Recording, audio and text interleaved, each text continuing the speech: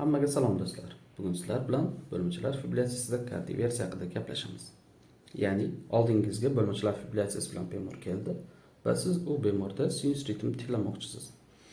Ushbu bemorda sinus ritm tiklashdan oldin nimalarga e'tibor berishingiz kerak va qachon kardioversiyani amalga oshirishingiz kerak? Bugun sizlar bilan shular haqida gaplashamiz. Ushbu mavzudagi barcha ma'lumotlar 2024-yilgi Yevropa kardiologlar jamiyatining bo'lmachilar fibrillyatsiyasi menejmenti bo'yicha qo'llanmasidan olingan. Ushbu qo'llanmada quyidagi chizmada bo'lmachilar fibrillyatsiyasi kardioversiyasi bo'yicha to'liq ma'lumot berilgan. Ingliz tilini tushunadiganlar shu chizmani o'zidan o'rganishsa ham bo'ladi. Va biz hozir shu chizmani bir boshdan har bitta punktini ko'rib chiqamiz. Demak, oldingizga bo'lmachilar fibrillyatsiyasi bilan bemor keldi. Sizning qiladigan birinchi qadamingiz bu bemordagi gemodinamikani baholash. Birinchi variant bo'lishi mumkin. Gemodinamika stabil, ya'ni bemor o'zida bemorimiz bilan gaplashib o'tiribdi, yoki gemodinamika nostabil. Hushidan ketgan, qon bosimi tushib ketgan, kuchli bezovta bo'lyapti, shu kabi holatlar bo'lishi mumkin.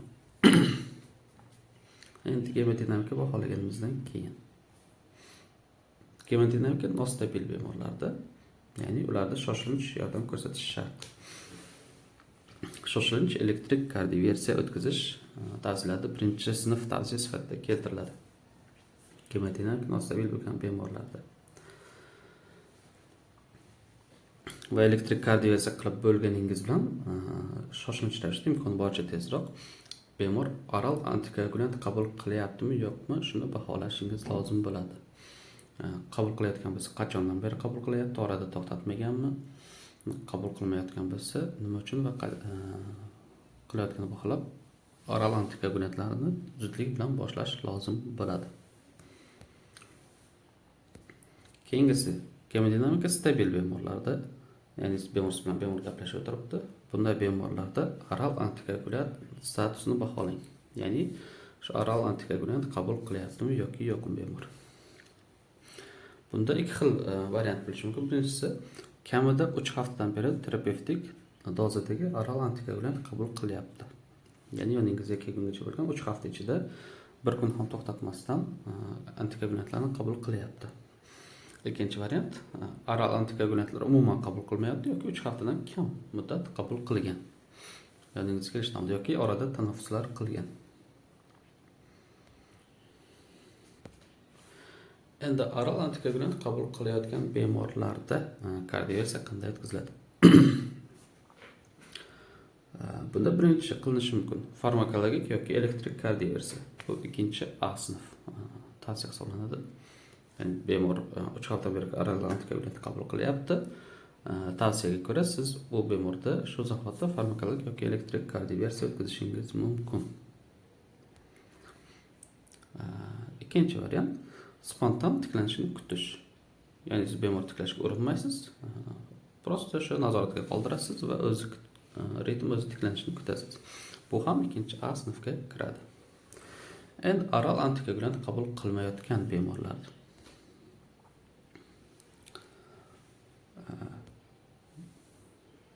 Bular ikki xil variantda bo'lishi mumkin. Ya'ni kutish mumkin bo'lgan bemorlar, ya'ni bir necha kun yoki bir necha haftalab kuta oladigan bemorlar va kardioversiya kutib tura olmaydigan bemorlar. Ya'ni gemodinamika kuchli buzmagan, lekin bemor juda ham kuchli bezovta qilyapti. Bu ritmdan tezroq qutulmoqchi bemor. Shu ikkinchi guruhga kiradi. Endi kardioversiya kutib tura oladigan bemorlarda qanday taktika qilinadi? Oral antikoagulant qabul qilmagan va kardioversiya kutib tura oladigan bemorlarda. Bu bemorlarda kardioversiya rejalashtiriladi, ya'ni qaysirisiga reja qilinadi o'tkazish va shundan oldin kamida 3 hafta mobaynida terapevtik oral antikoagulant qabul qilishi lozim, bir kun ham qoldirmasdan. Bunda shu DOAClar, ya'ni rivaroxaban, apixaban, etaxapan, dabigatranlarni qabul qilayotganiga rioya qilayotganini tekshirib turish lozim. Yoki vitamin K antagonist, ya'ni varfarin qabul qilayotgan bo'lsa, xalqaro normallashtirilgan nisbat munoni 2 dan baland ushlashini nazorat qilishimiz lozim. Ya'ni shu 3 haftada 2 dan doimiy baland turishi lozim. Bu birinchi sinf tavsiya hisoblanadi. Shundan keyin, ya'ni bemor 3 hafta qabul qildi. Yetarlicha dozani shundan keyin agarda kerak bo'lsa, elektiv kardioversiya amalga oshirilishi lozim. Agar bu payt ichida уже tiklanib qolgan bo'lsa, unda albatta o'tkazmaysiz. Kardioversiya kutib tura olmaydigan bemorlar qanday taktika qilinadi? Bunda siz bu bemorda rejalashtirmadingiz, rejalashtirilmagan kardioversiya qilyapsiz. Shuning uchun iloji boricha tezroq DOAC, ya'ni rivaroxaban yoki apixaban bizning bozorlarda qo'llashingiz lozim, yoki uning o'rniga vitamin K antagonisti varfarin yoki pasmaluglar geparin, o'sha enoxaparinlar yoki fraksiyalanmagan geparin, oddiy geparin boshlashingiz lozim bo'ladi. Bu Yevropa kardiologiya jamiyatida 2A sinf tavsiya hisoblanadi. Shundan keyin hozirgi bo'lmachilar fibrillyatsiyasi epizodida davomiyligini baholashingiz lozim. Ya'ni oldingizga bemor keldi va bu bemorda ushbu ritm buzilishi, ushbu bo'lmachilar fibrillyatsiyasi aynan qachon boshlanganini bilishingiz lozim. Hozirgi epizod qachon boshlandi? Agarda bo'lmachilar fibrillyatsiyasi boshlanganiga 24 soat bo'lmagan bo'lsa, ya'ni 1-2 soat bo'ldi, 15 minut bo'ldi yoki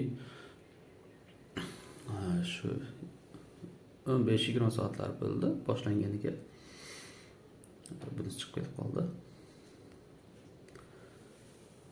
Farmakologik yoki elektrik kardioversiya o'tkazilishi mumkin. Bo'lmachilar fibrillyatsiya boshlanganiga 24 soat bo'lmagan bo'lsa, shuni o'tkazasiz va farmakologik yoki elektrik kardioversiya amalga oshirasiz. Agarda bo'lmachilar fibrillyatsiyasi boshlanganiga 24 soatdan oshgan bo'lsa yoki qachon boshlangani ma'lum bo'lmasa, ya'ni bemor o'zi bilmaydi, aniq ma'lumot ayta olmayapti qachon boshlangani haqida. Bu 1-2 soat oldin boshlangan bo'lishi mumkin, 1-2 oy oldin boshlangan bo'lishi mumkin. Bunday holat ham shu ikkinchi guruhga kiradi. Bemor qachon boshlanganini bilmaydi. Bunday bemorlarda transesofagel echokardiografiya yordamida kardioversiya qilinishi lozim. Ya'ni transesofagel echo yordamida zond yutadi bemor va o'sha orqali chap bo'lmacha quloqchasida tromb bor yoki yo'qligini aniqlaysiz avval. Tromb mavjud bo'lmasa, bemalol xotirjam kardioversiya qilishingiz mumkin. Xo'p, shu oxirgi 24-yildagi Yevropa kardiologiya jamiyati qo'llamasida kardioversiya bo'yicha tavsiyalarda o'zgargan joy shu yer hisoblanadi.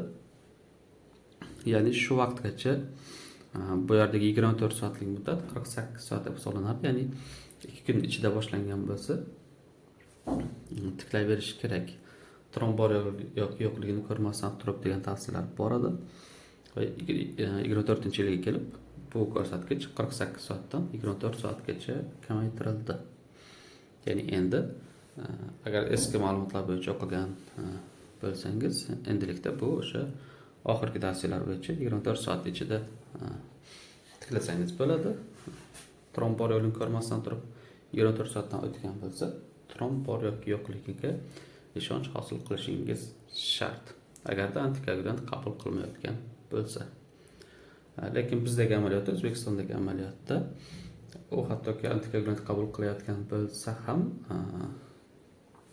tromb bor yoki yo'qligini transesofagel echo yordamida baholash yo'lga qo'yilgan. Ya'ni boshdagi 3 hafta ichayotgan bo'lsa, bemor qilaver taktikasi doim ham qo'llanilmaydi bizda.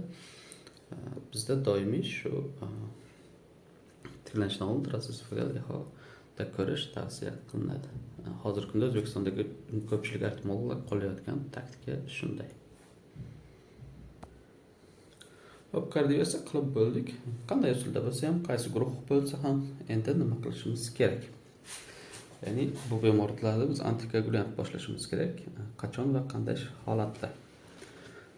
Qisqa muddatli, ya'ni 4 haftalik oral antikoagulant kardioversiyadan keyin barcha bemorlarga berilishi lozim.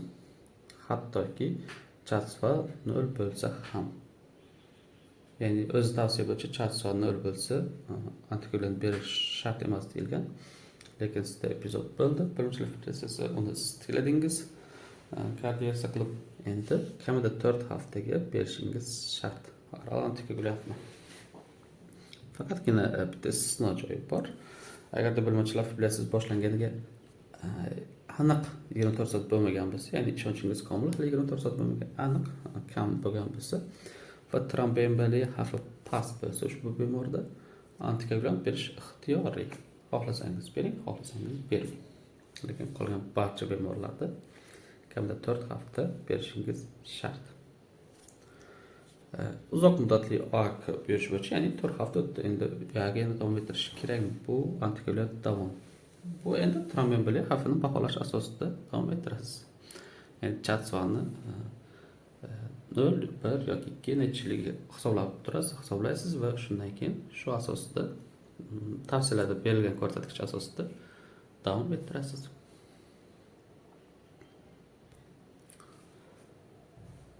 Bugun sizlar bilan gaplashmoqchi bo'lgan mavzumiz shular edi. Bilim olishdan to'xtamang, bizni kuzatib boring. Salomat bo'ling.